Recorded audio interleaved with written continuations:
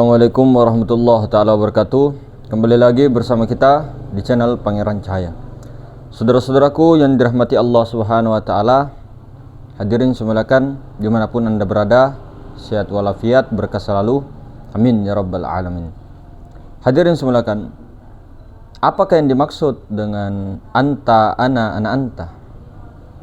Anta ana ana anta itu engkau adalah aku adalah engkau. Apakah pernah terjadi perkataan seperti itu? Pernah di alam wahdah. Jadi martabat wahdah, martabat zat sifat, ketika ada sifatnya yaitu Ahmad Rasulullah, maka inilah yang dikatakan engkau. Maka si aku itu maksudnya zat, martabat ahadiyah. Akunya zat mengatakan kepada engkau, engkau tu Ahmad Rasulullah, hakikat Muhammad. Aku adalah engkau, engkau adalah aku. Nah, aku adalah engkau, aku tu zat. Kemudian tajalli kepada Ahmad Rasulullah, sifatnya. Aku adalah engkau. Ya, engkau adalah aku. Aku adalah engkau, engkau tidak lain daripada aku. Nah, itu sangat sohi, dan ini zikir yang sangat tertinggi sekali hadirin. Paham yang sangat tertinggi, luar biasa ini. Nah, apakah ada dalilnya? Oh, ada, jelas. Lebih sohi daripada hadis sohi. Oh, kok bisa? Iya. Apa di hadisnya hadis sohi? Apa di atasnya hadis sohi? Hadis sohi di atasnya apa? Hadis qudsi. Maka hadis paling tinggi adalah hadis sahih mutawatir, yang derajatnya sampai mutawatir manawi, itu di bawah hadis qudsi. Karena hadis qudsi itu di bawah Al-Qur'an. Hadis qudsi ini di atasnya hadis sahih mutawatir manawi. Jadi tidak diragukan mulai daripada riwayatnya, perawinya ya, mulai daripada sanadnya, apalagi matannya. Tidak ada keraguan kalau hadis sahih itu. Nah, ini hadis qudsi, Pak, di atasnya. Yang mana, Mas? Adakah hadis qudsi?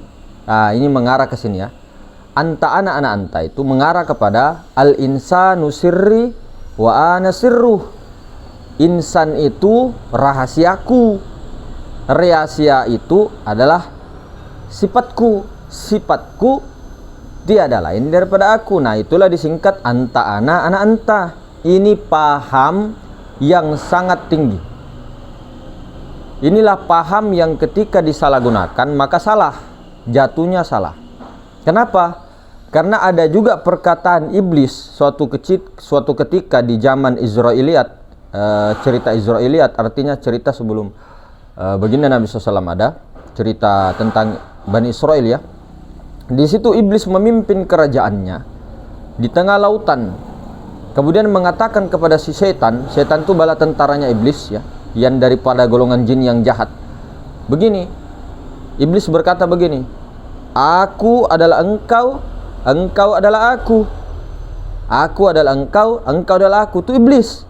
Iblis berkata sama setan. Jadi ketika seseorang belum musyahadah, ya, belum tahu, belum makrifat untuk mengenal kepada Allah, akunya siapa yang mengucapkan, kemudian akunya siapa yang diucapkan, artinya belum tahu sebenar-benarnya syahadat, belum tahu bersyahadat yang sebetul-betulnya, kemudian mengatakan seperti itu, maka itu kisahnya sama seperti iblis dengan bala tentaranya. Itu sama saja kita itu setan, setan tentara iblis. Ketika mengatakan itu, aku adalah engkau, engkau adalah aku, tapi dalam kesadaran yang tidak paham. Jadi hati-hati, tetap hati-hati. Dalilnya sohi, di atas sohi malah. Al-insanu sirri wa ana sirru. Nah, itu jelas hadis qudsi sohi. Dan ini adalah paham untuk mendekatkan kita kepada makom fana. Artinya kalau sudah paham, artinya itu paham dan duduk betul-betul di situ. Duduk, hilang rasa-rasa makhluk itu. hilang keakuan kita itu, yang ada hanya akunya Allah dengan akunya sifatnya, artinya akunya sendiri, zat dengan sifatnya, sifat dengan zatnya, betul-betul yang ada hanya itu, maka itu luar biasa. Namun pengalaman seperti ini tidaklah disebut-sebut, tidaklah diceritakan kepada orang, karena ini ilmu hakikat, ilmu rasa, ilmu di dalam, ilmu batin, bukan ilmu luar. Ketika ilmu batin dikeluarkan, salah. Ketika ilmu luar dihakikatkan, tidak sah. Batal. Jadi ilmu dalam ya di dalam, ilmu luar ya di luar. Tidak bisa kita hanya menghayalkan solat, mendirikan solat, saya solat ini, saya hayalkan atau saya ingat, tapi tidak ngapa-ngapain. Itu namanya bukan mendirikan solat. Memang solat, tapi tidak mendirikan solat. Sementara disuruh kerjakan mendirikan solat itu, mengerjakan solat, mendirikan itu untuk ingat. Bukan berarti ketika mendirikan, setelah ingat tidak mendirikan lagi. Nah, tidak. Jadi ketika yang di dalam dilakukan, dipraktekkan, yang di luar tidak bisa. Karena kita punya bahan luar, kita punya ini, sama juga di dalam. Nah, seperti itu. Nah, jadi tauhid, syariat. Nah, hakikat ya syariat. Tidak bisa dicampur rata. Artinya dua-duanya dipakai, dan tidak dipisahkan, tidak diceraikan. Tapi jangan salah menempatkan. Nah, perkataan atau itu bukan zikir ya.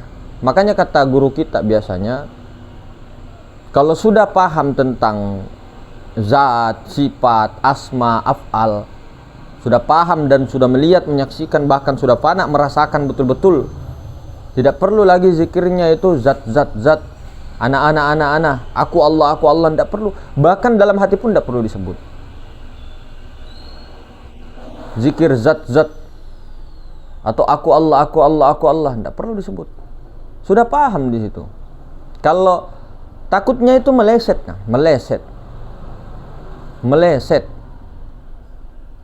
satu kali, luar biasa, Pak.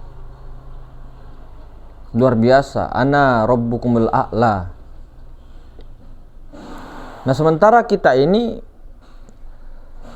jangan sampai seperti yang terlalu gegabah. Artinya membicarakan tidak pada tempatnya ya. Kemudian kita itu nanti lama-lamanya kalau tidak sesuai dengan dosisnya, maka mabuknya kalau memang tidak disengaja untuk menuju ke mabuk itu tidak apa-apa, memang wajar ya, tidak ada niat ke situ. Tapi kalau sudah tahu rata-rata semua seperti itu, mabuk semua, nah itu ada yang beda, ada yang lain kalau kita mabuk.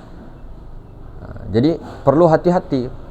Artinya kita ini perlu hati-hati juga ketika mengatakan yang tidak sesuai dengan batang tubuh yang harus batang tubuh ucapkan begitu. Kalau pelajaran untuk mendekatkan paham seperti tadi, maksudnya artinya itu akunya Allah mengatakan kepada engkaunya Rasulullah, engkau sifatnya. Sudah di situ paham, diam. Kalau sudah paham, mekokno semekok-mekokna. Maksudnya mekok semekok-mekokna tuh diam sediam-diamnya. Tidak perlu kita sebut, tidak perlu disebut-sebut, karena bisa jadi fitnah. Kecuali untuk belajar, lalu kita jelaskan maksudnya apa ini, maksudnya apa di haram sholat, maksudnya apa haram makan nasi, maksudnya apa syirik yang bagaimana, dijelaskan. Apalagi rawan nih, dunia teknologi ini rawan. Artinya kita sama-sama kita punya jaga akidah kita, jaga diri kita. Tidak bisa juga kita mengatakan bahwa tidak usah dicari rahasia Allah. Kan Allah juga dekat sekali, artinya dekat tak tersentuh, jauh tak berjarak. Ini kan kiasan, dekat tak tersentuh, jauh tak berjarak. Ini kan kiasan untuk mendekatkan paham. Artinya memang hanya Allah Ta'ala yang ada. Secara ma'rifatnya seperti itu kan. Namun disampaikan kepada ulama-ulama kita, cari saya, cari aku. Jika kau berhasil menemukanku, ku bunuh dirimu. Dan ini ada di dalam hadis qudsi. Cari saya. Ada dalam hadis qudsi. Kalau anti dengan hadis qudsi, bahaya itu.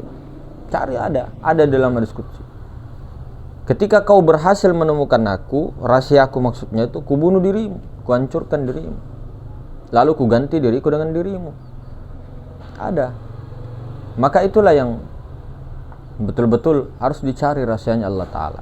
Karena kita di dunia ini punya tugas untuk makrifat, kemudian untuk menjadi khalifah, lalu mengerjakan perintah dan larangan. Karena kita itu bukan Allah, bukan Rasulullah, bukan Allah, bukan Nabi, bukan Rasul. Yang utusan itu pun bukan kita.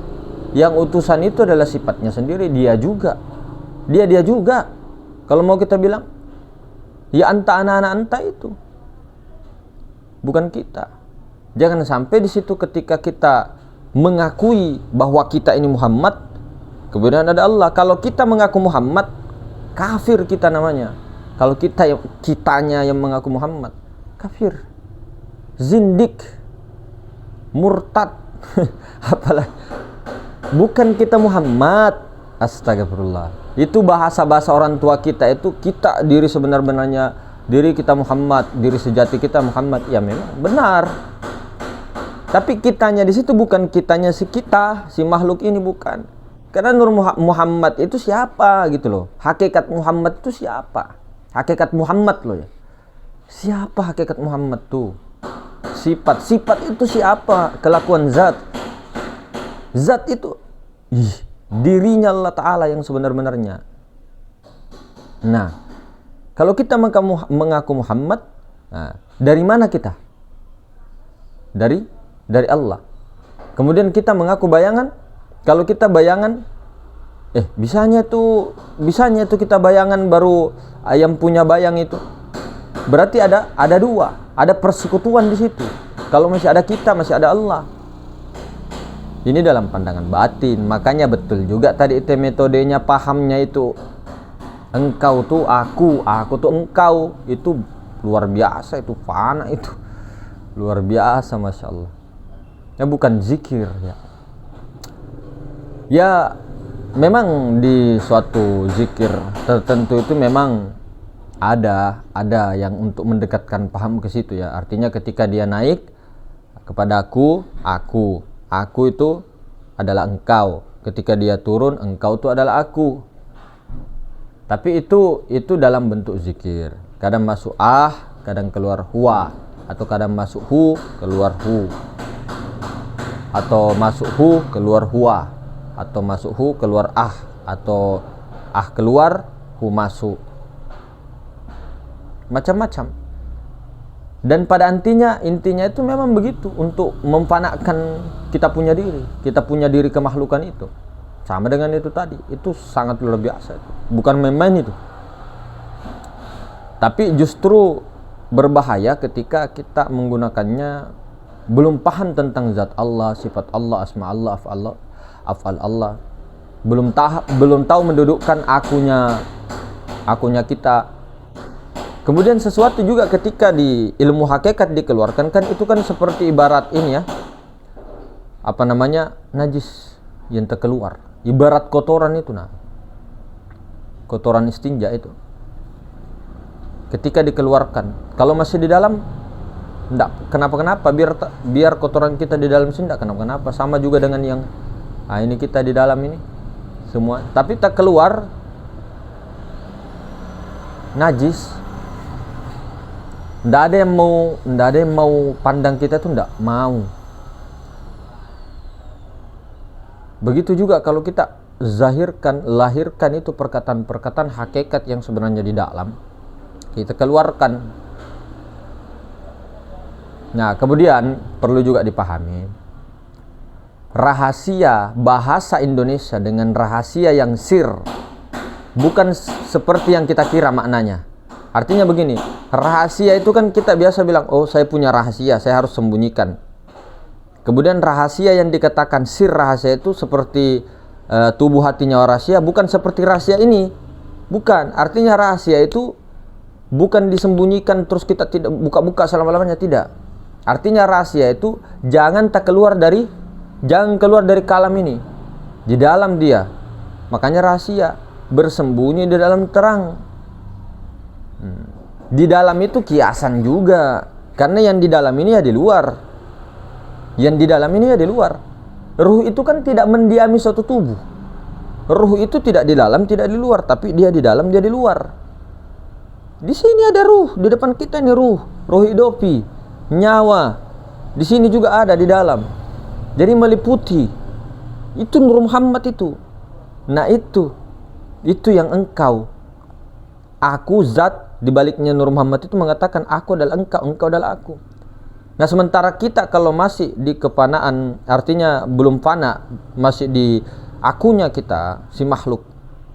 Artinya akunya makhluk itu kan otomatis, akunya makhluk itu kan otomatis ke jasad.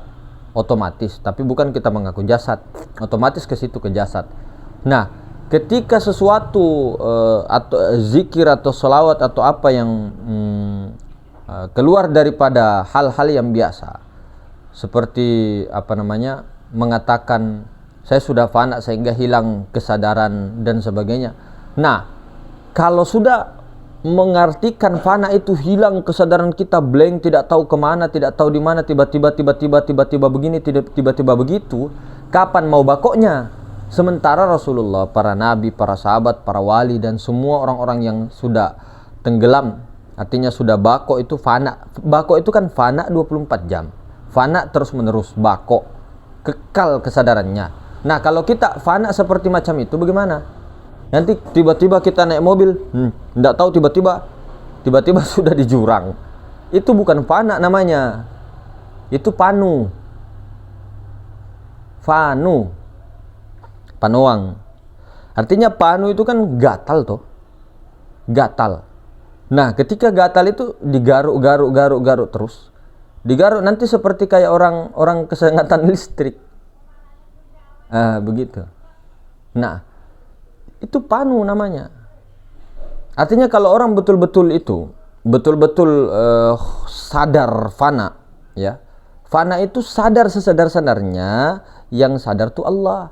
Fana tuh hancur kemakhlukan kita. Rasa makhluk kita tuh hancur kepada rasa Allah. Itu fana. Menjadi Allah itu. Bukan mengaku Allah, menjadi rasa Allah di situ, bukan rasa si kita lagi begitu. Nah, itu fana. Dan dalam kesadaran totalitas, bukan menghayal, bukan masuk ke mana-mana, bukan. Hati-hati, Bung. Karena bakobillah seperti apa nanti kalau begitu? Itu namanya majzub. Majzub pun terbagi-bagi. Ada majzubnya karena mabuk zikir, ada mabuk sholawat, terus dia ya hilang kesadaran. Ada juga mabuk minuman, ada juga mabuk janda. Macam-macam itu mabuk itu, macam-macam. Ada hilang kesadaran itu majzub namanya. Hilang kesadaran karena minuman, hilang kesadaran karena makan sirih pinang, hilang kesadaran karena mushroom, hilang kesadaran atau karena obat-obatan tertentu, kan majzub semua namanya. Ballo, minum apa, hilang kesadaran juga namanya. Ya, bukan itu yang dimaksud, bukan itu fana tuh, bukan itu. Bukan dia tidak bisa mengendalikan dirinya terus terbang ke sana kemari, tidak. Seperti apa? Enggak. Bukan itu. Mana Rasulullah pernah begitu? Artinya begini, nah. Ketika Rasulullah yang dikatakan saja makomnya bakobillah 24 jam panak loh. 24 jam dalam kepanaan kesadaran itu. Tidak pernah itu Rasulullah guling-guling artinya bukan enggak pernah itu Rasulullah aneh-aneh seperti mabuk zikir. Bukan dilarang, artinya kendalikan juga. Ketika sudah sempurna dudukannya itu tidak mungkin sampai kayak tornado. Ya, kalau dikatakan ruh rindu, oke lah. Ruh rindu, saking rindunya mau keluar, oke. Tapi ada secara anunya itu memang ada yang agak aneh, ada di situ. Nah, karena kita terlalu masuk alam bawah sadar, itu bahasa secara ilmiahnya. Terlalu masuk di bawah sadar itu. Di gelombang alfa, ke delta, ke theta nanti. Sehingga tidak bisa mengendalikan diri. Jadi jangan mabuk zikir, tapi mabuk Allah. Kalau orang mabuk Allah itu tenang Pak, jiwanya tenang. Dia tidak akan dipermalukan oleh Allah Ta'ala. Artinya dia itu sikapnya, ahlaknya seperti ahlaknya Muhammad Rasulullah. Semuanya itu tidak akan dipermalukan. Ketika seseorang insan itu, seorang manusia itu sudah terganti kesadarannya menjadi akunya Allah, menjadi insan kamil, maka Allah Ta'ala menjadi pendengarannya, menjadi penglihatannya, menjadi kudro iradanya, semua tajalli daripada Allah Ta'ala. Maka dia tidak akan dikasih malu. Dia pun tambah pintar, kepintarannya bertambah, keilmuannya luar biasa, pendengarannya tambah kuat, matanya tambah tajam. Semuanya diperbaiki, diislah. Bukan semakin stres kita belajar makrifat dan sebagainya, berarti ada yang sedikit itu. Nah, masih bisa diperbaiki. Nah, jadi begitu hadirin sebelakan, maka itu sangat luar biasa. Ada dalilnya, itu luar biasa, itu paling tinggi itu, Masya Allah. Jadi begitu tuan-tuan guru, kita kembali ke diri kita, kembali lagi terus sampai betul-betul mencapai daripada ketiadaan karam kitanya. Bukan mabuk ya, karam itu bukan hilang kesadaran, enggak. Bukan. Tiba-tiba di sana, itu bukan fana namanya. Itu hilang akal, hilang kesadaran. Sementara orang ma'rifat itu akalnya tidak hilang. Akal itu tidak hilang. Akal itu telah terganti menjadi akal robbaniyah. Sehingga dia cerdas, fatonah. Makanya 4 sifat ini yang perlu dimiliki oleh tajalli insan kamil. Siddiq, amanah, tabligh, fatonah. 4 ini ciri-cirinya. Orang yang sudah tajalli itu 4 ini. Siddiq, ya tak? Amanah, tabligh, fatonah. Nah, jadi begitu saudara-saudara hadirin semulakan, mudah-mudahan dipahamkan Allah Subhanahu wa taala. Semangat terus, majulah pantang mundur insyaallah. Assalamualaikum warahmatullahi taala wabarakatuh.